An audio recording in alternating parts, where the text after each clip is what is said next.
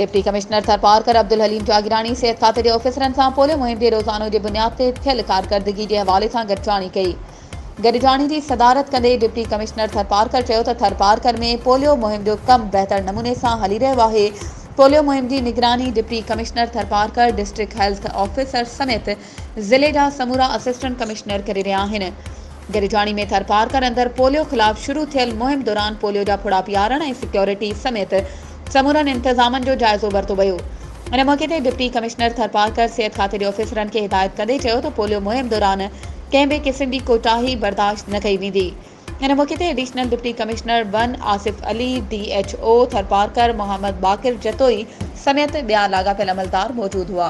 वधीक ख़बरूं ऐं अपडेट्स जे लाइ असांजे चैनल खे सब्सक्राइब कयो ऐं हा, बेल आइकन खे प्रेस करणु न विसारिजो त जीअं असांजी हर नई अचण वारी वीडियो तव्हां ताईं पहुची